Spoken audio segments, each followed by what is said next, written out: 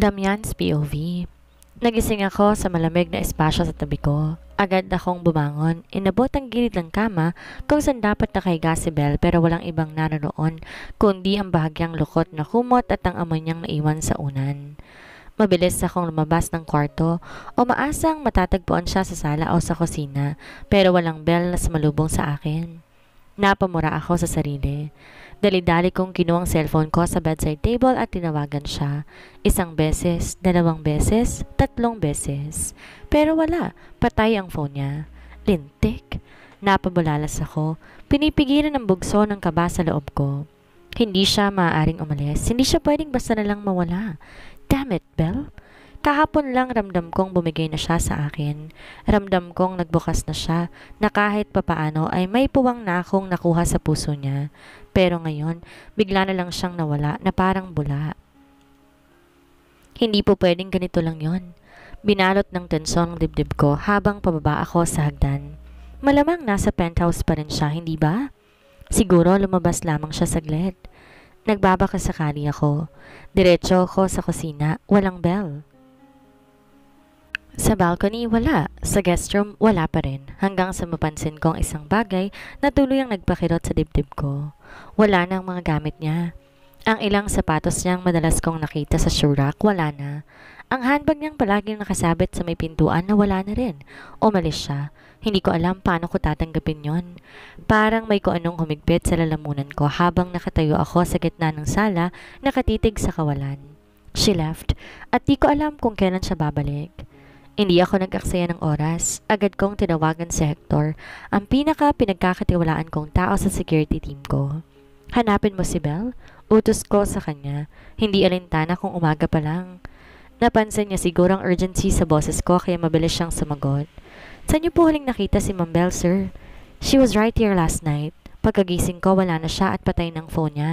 Sagot ko, sinusubukan kalmahin ang sarili ko. Nag-check po kami ng CCTV. Mukhang lumabas siya kaninang madaling araw, dala ang ilan niyang gamit. Mas lalo nagdilim ang paningin ko. Damn it! Mura ko. May sumundo ba sa kanya? Sinong kasama niya?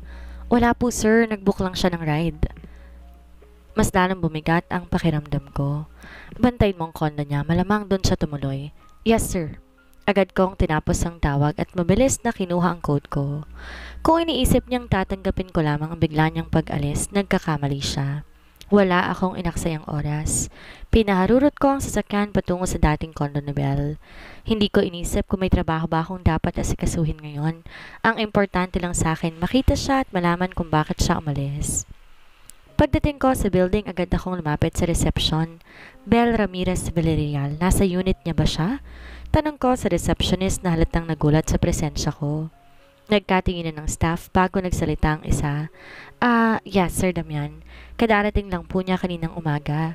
Nanigas ang pangako. So, totoo ngang bumalik siya rito? Wala na akong sinayang na oras. Mabilis akong umakyat papunta sa unit niya. Sa harap ng pintuan, hindi ako nagdalawang isip na kumatok ng malakas.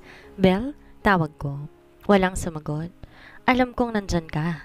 Muling sigaw ko. Mas diniina ng boses ko. Maya-maya lang narinig ko ang mahina niyang yabag sa loob. Nang bumukas ang pinto, bumungad sa akin ang isang Belle halatang hindi inaasahan na makikita ako rito. She looked surprised and guilty. Pinagmasdan ko siya. Suot pa rin niya ang simpleng pajama at loose shirt. Parang kagigising lang. Pero hindi yon ang nagpakirot ng dugo ko, kundi ang katotohanan na iniwasan niya akong tingnan sa mga mata. Damn it! Ano to, Belle? Mahina akong tanong. Hindi inaalis ang titig ko sa kanya. Napahawak siya sa pinto, tila hindi alam ang isasagot.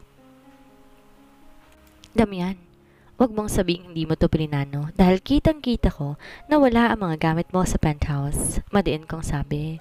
Napatras siya ng bahagya. Damian, I needed space. Space? Napatawa ako pero walang halong saya. Space o excuse para tuluyang lumayo. Natahimik siya. Humakbang ako papalapit dahilan para mapaatras siya. Bakit, Belle? Dahil ba sa nangyari kagabi? Tanong ko, mas pinatindi ang titig ko sa kanya. Hindi siya sumagot. Answer me, Belle? Napakuyom siya ng kamao. It was a mistake, Damian. Para akong binuhusan ng malamig na tubig. A mistake? Bulong ko, puno ng hindi makapaniwala. Tumingin siya sa akin at pilit pinapanindigan ang mga sinabi niya. We got caught up in the moment. You and I both know that this marriage is not real. Naparunok ako. That's bullshit, mariin kong sabi. Damian, wag mo kong gawing gago, Bel. Alam mong di lang basta yun isang pagkakamali. Pero hindi rin tama. Napangisi ako pero halatang pilit. Tama? At sino nagdidikta ko anong tama, Bel? Ikaw? Nag-iwas siya ng tingin. Hindi ko na alam, Damian. Bulong niya. Damn it! Hindi ko gusto ang takbo ng usapang to. Hindi ko gusto ang ideyang binabaliwala niyang lahat and I sure as hell, he won't let her push me away. Mabilis kong hinawakan ng bewang niya at tinila siya papalapit sa akin. Nagulat siya sa ginawa ko pero hindi siya umalis. Natatakot ka lang, Bel? Bulong ko. Nilapit ang mukha ko sa kanya. Hindi siya umimik. I am not letting you go. Nakita ko pa ang bahagyang pagkunot ng noo niya. Damian? Pero bago pa niya matapos ang sasabihin, mabilis kong kinulong ang mukha niya sa palad ko at marahas na hinalikan siya. Hindi siya kaagad gumalaw, pero hindi ko siya hinayaan na lumayo. Naramdaman ko ang marahang pagtulak niya sa dibdib ko, pero nang batagal bumigay din siya. Mas sinigpitan ko pa ang yakap ko. Sa kanya as if proving a point. She's mine and she cannot deny that anymore. Belle's POV. Napamura ako nang maramdaman ang pagbagsak ng daliri ni Damian sa pagkababae ko. Hindi pa rin ako makapaniwala na nagawa kong isuko ang sarili ko sa kanya kagabi at ngayon naman bumibigay na naman ako sa ginagawa niya. Hindi ko na maipagkakaila na habang tumatagal, nahuhulog na ang loob ko sa kanya. Kaya nung magising ako na madaling araw, umalis ako sa penthouse niya kasi ayokong tuluyang mahulog ang puso ko sa kanya. Pero hindi ko akalaing hahanapin niya ako at susundan papunta dito. Don't leave me again. Paos ang boses ni Damian. Muli niyang inangkin ang labi ko at binilisan ang paggalaw ng kanyang daliri sa loob ko. I want you to forget him. Gagawin kong lahat para tuluyin mong makalimutan ang pamangkin ko. Napanunok ako habang hinahabol ang aking paghinga. Gusto kong sabihin sa kanya na hindi na kailangan dahil matagal ko nang nakalimutan si Adrian. Pero hindi ko magawa kasi mas nangingibabong kakaibang sensasyong pinaparamdam niya sa akin. Binitawan ako ni Damian. Nakita ko siya na nagmamadaling hubarin ang suot niyang damit. I love you, Belle. I want you to forget him. I want you to marry me again and we'll build the family together. No contract. I want you to be my wife forever. Pakiramdam ko parang maluluha ako sa mga katagang sinabi niya. He loves me. Pero hindi ko maalis sa isipan kong tiyuhin siya ng lalaki nang iwan sa akin. Ayoko nang maulit maranasan ang ginawa ni Adrian sa akin noon. Belle, do you like me? Tanong ni Damian. Gusto kong magreklamo kasi ang unfair niyang magtanong. Mahal na rin kita, Damian. Halos hindi ko makilala ang boses ko. Mabigat ang talukap ng aking mga mata nang magising ako. Ramdam ko ang init na bumabalot sa katawan ko, pero hindi yon dahil sa makapal na kumot na nakabalot sa akin. Hindi rin dahil sa malamlam na sinag ng araw na sumisilip sa malaking bintana ng aking kondo. Ito ay dahil sa braso na nakayakap sa aking bewang, matibay, mainit at pamilyar. Napapitlag ako. Bumalik ang alaala ng nakarang gabi. The way Damian owns me. At ang pinakamahalaga sa lahat ng mga salitang hindi ko akalain na kaya kong sabihin ng malakas. I love him. Daan-daan akong lumingon at halos mapahinto ang paghiga ko nang tumambad sa akin ng natutulog pang si Damian. Kahit kailan hindi ko maiwasang humanga sa itsura niya.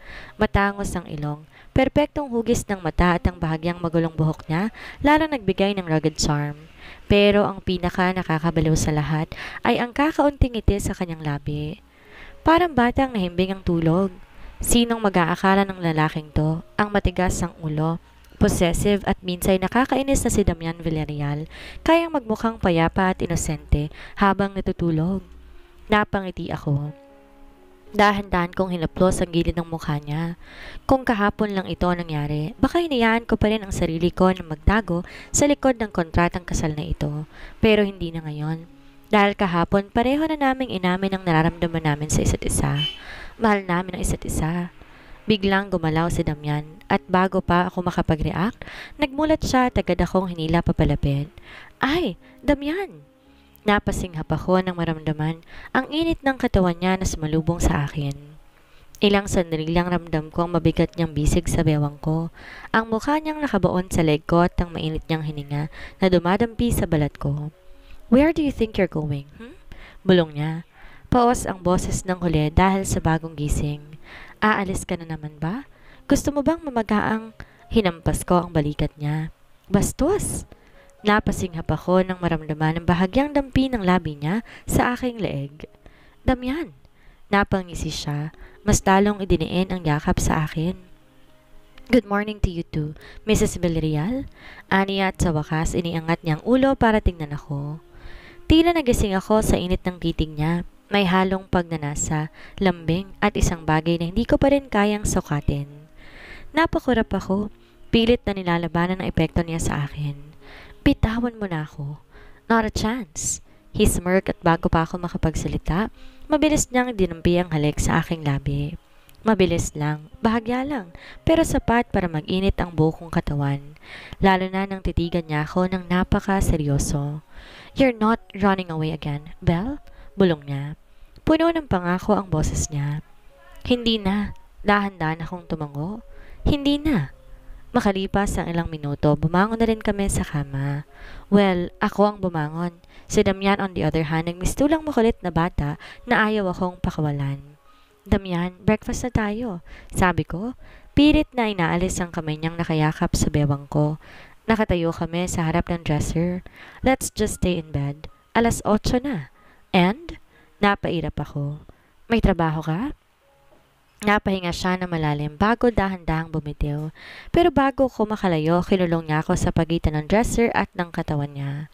"Fine," aniya. Sinasadyang dantayan sa labi niya ang tenga ko. "Pero gusto ko ng reward?" Napanunok ako. "Anong reward?"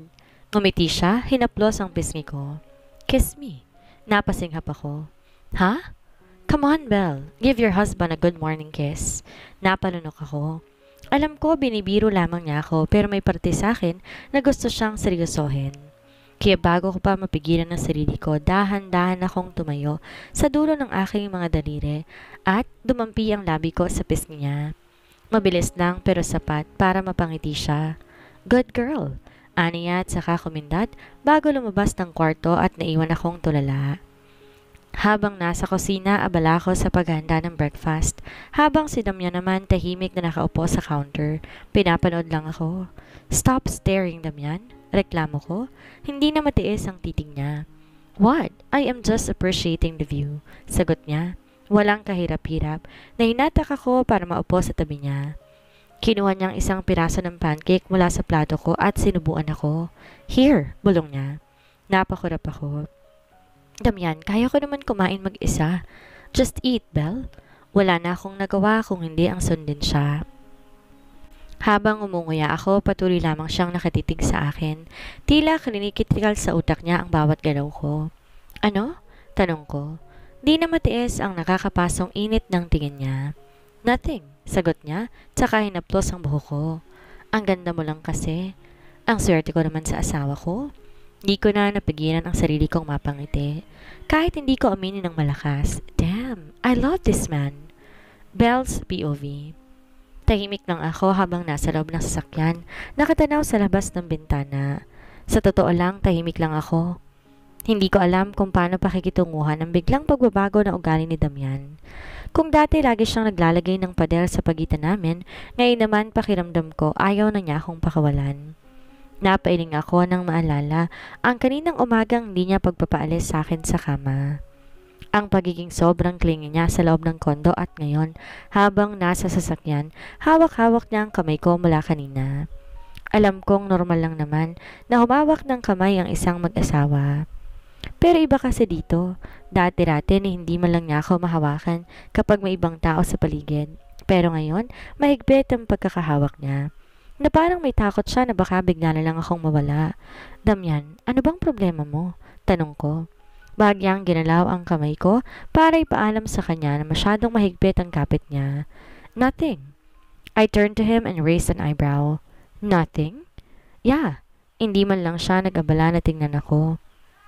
Nakatutok lang sa kalsada habang hawak pa rin ang kamay ko. Napabuntong hininga ko. You're acting weird. You know what? I am not. Yes, you are, sagot ko at saka sinubukan bawiin ng kamay ko. Pero imbes bitawan, mas lalo niya pang hinigpitan ng hawak. Napatingin ako sa kanya pero hindi niya ako nilingon. Huwag kang aalis, mahinang sabi niya. Napasinghap ako. Ano? You heard me, Belle. Naparunok ako at hindi ko alam kung bakit biglang bumilis ang tibok ng puso ko. Damian, saan naman ako pupunta? Hindi siya agad sumagot pero ang tingin niya sa daan naging seryoso. Sa ayaw at sa gusto mo, Belle, sa tabi lang kita palagi. Kinilabutan ako sa sinabi niya. Alam kong may halong possessiveness ang boses niya, pero mas matimbang ang takot. Para bang may gusto siyang iparating na natatakot siyang iwan ko siya, and that thought alone made my heart clench.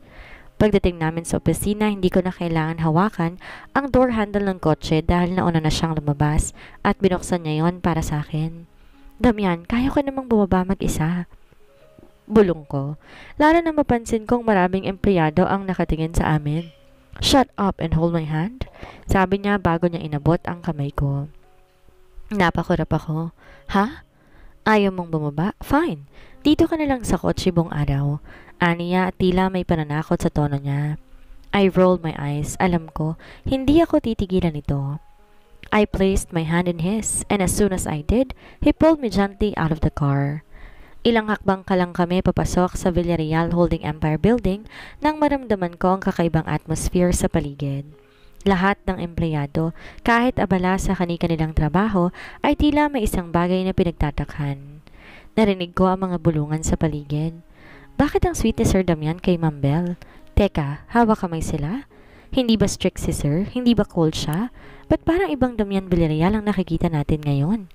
Napayuko ako, medyo nahiya. Hindi naman kasi normal ang ganitong Damian sa opisina. Dati, halos hindi niya ako pinapansin kapag may ibang tao. Kapag may meeting, formal lang siya. Kapag nasa hallway, halos hindi man lang niya ako kinakausap. Pero ngayon, nakahawak siya sa bewang ko habang naglalakad.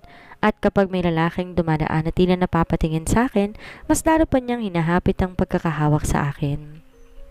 Napapansin ko rin ang matalim niyang tingin sa sino mang nagtatangka na makipag-eye contact sa akin. Damian, bitawan mo nga ako. Not happening.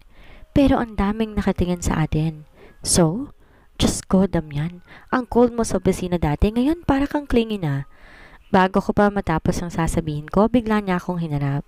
Hinawakan sa magkabilang balikat at tiningnan ako ng mariin. Is there a problem with me, showing everyone that you are mine? Nanlaki ang mata ko, his voice, his intensity, his possessiveness. I was rendered speechless. Damian smirked, halatang nasisiyahan sa reaksyon ko. Good. Now let's go to my office, wifey. Hindi na ako nakapagsalita pa. Tayo nagawa ko lamang ay sumunod sa kanya habang hawak pa rin niya ang kamay ko. Pagkapasok ko pa lang sa opisina, agad kong inalis ang kamay ko sa pagkakahawak niya at tumarap sa kanya. Okay, Damian, spill it. What's going on? Nothing's going on. Napairap ako. Nothing, Damian? Kanina ka pa parang anino ko. And? Napabuntong hininga ko, pilit na nilalabanan ng inis. Hindi ko alam kung matutuwa ako sa pagiging possessive niya o maiinis dahil hindi niya ito inaamin. Damian, matigas kong sabi, crossing my arms. What's really wrong? Hindi agad siya sumagot. Pero sa titig niya alam kong may bumabagabag sa kanya. Maya-maya pa, napalalim ang buntong hininga niya bago ko tinapunan ng matalim na tingin. Adrian, napakurap ako. Ha? Adrian Villarreal, ulit niya. This time may halong bahid ng galit ang boses niya. Your ex-fiancé. Bigla akong natameme. So ito pala yon. Damian, don't. Napalunok ako nang lumapit siya sa akin. Ang mga mata niya ay puno ng emosyon na hindi ko matukoy kung galit ba, selos o takot. I'm not letting him take you away from me, Belle. Aniya, halos pabulong. I don't care kung kasalang tayo sa papel noon but now things have changed. Tumingala ako sa kanya. Sa puso kong mabilis ang tibok. Anong ibig mong sabihin? Hinawakan niya ang mukha ko, mariing tumingin sa mga mata ko. I'm saying that you're mine and I won't let you go. Naparunok ako. Dati hindi ko naisip na maririnig ko ang mga salitang iyon mula kay Damian Villarreal. Pero ngayon, mas lalo pang lumalim ang nararamdaman namin sa isa't isa. Lahat ng department heads nasa conference room. Ang mahabang mesa ay punong-puno ng executives, managers at key personnel ng Villarreal Group. Sa harapan nakaupo si Damian, ang presiding officer ng meeting. Nasa tabi niya ako at katulad na nakasanayan, ngunit sa araw na ito, mas ramdam ko ang kakaibang tensyon sa paligid. Siguro dahil sa paghawak ni Damian sa kamay ko sa ilalim ng mesa. Napasulyap ako sa kanya. Ngunit tulad ng inaasahan, hindi niya ipinalata sa iba ang ginagawa niya. Mukhang nakikinig siyang mabuti sa presentation ni Mr. Cheng, ang head ng finance department. Pero ramdam kong palihim niyang hinahaplos ang likod ng kamay ko gamit ang hinlalaki niya. At sa bawat segundo, mas lalo niyang hinigpitan ng kapit. Siguro dahil alam niyang nasa loob lang din ang silid na ito, ang taong pinakaiinisan niya, si Adrian Villarreal. Gusto kong matawa, pero alam kong dito ang tamang sitwasyon para pagtawanan ang pagiging childish ni Damian.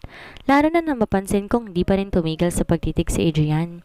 Tila ba hindi siya nagdadalawang isip na ipakita sa harap mismo ni Damian ang intensyon niya na bawiin ako. The audacity! Napasinghap ako nang bigla may mainit na palad na dumapo sa aking hita. Tumingin ako kay Damian ngunit hindi siya natinag. Nakatingin pa rin siya sa screen kung saan nakaproject ang financial reports, ngunit ang kamay niya ay mariing nakapatong nasa hita ko. I tried to shake him off subtly pero hindi siya natinag. Instead, mas lalo pa niyang idiniin ang palad niya. I almost let out a gasp. Lihim ko siyang siniko sa tagiliran ngunit imbes na umurong, ngumisi pa siya. Sinamaan ko siya ng tingin pero wala siyang pakialam. Maya-maya, bahagya siyang lumapit at bumulong sa akin. Huwag kang lalapit sa kanya. Napasinghap ako, lalo na nang maramdaman ko ang banayad na paggalaw ng hinlalaki niya sa ibabaw ng kamay ko. I turned to him sharply. Damian! Bulong ko pabalik. Siniko siya ulit. Ngunit hindi siya natinag. Hindi man lang siya kumurap. Walang bahid ng pagsisisi. Biglang nagsalita si Adrian. I'd like to make a proposal. Aniya saka tumayo. Napakurap ako. Agad na bumaling sa kanya.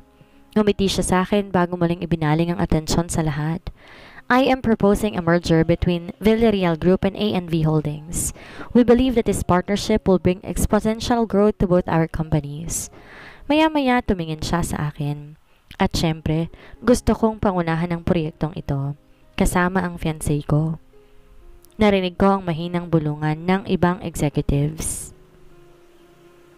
I felt Damian's grip tighten on my thigh. If looks could kill, sigurado, patay na si Adrian sa titig na ibinabato sa kanya ni Damian. Bago pa ako makapagsalita, isang matigas at baritonong boses ang pumuno sa buong silid.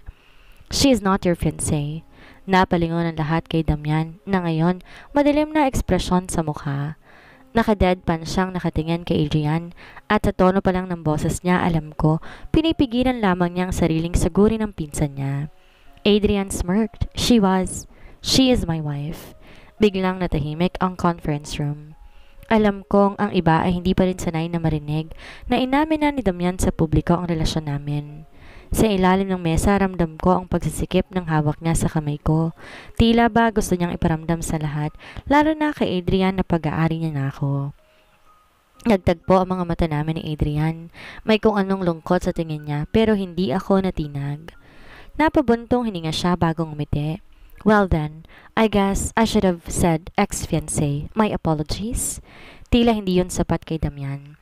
He leaned forward slightly, his eyes dark. You have no right to call her that. Adrian chuckled. Relax, uncle. I'm just stating a fact. I don't give a damn about your facts. Napalunok ako. Damian was beyond pissed.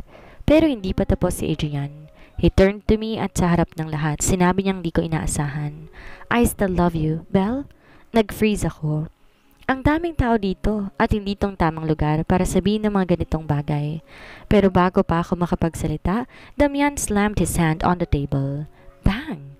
Lahat ay napatingin sa kanya. His jaw clenched, his knuckles white from gripping the table. You are testing my patience, Adrian. Malamig na sabi niya. Adrian just smirked. But it's true, isn't it? I never stopped loving her. But she stopped loving you. Natahimik si Adrian. Damian turned to me, his eyes softening. Right, Belle? Napasinghap ako nung makita ang ekspresyon niya. Seryoso, walang bahid ng pag-aalinlangan. He was waiting for me to say it, to confirm that I no longer had any feelings for Adrian. Sa harap ng lahat, hindi ako nagdalawang isip. Yes, mahinang sagot ko.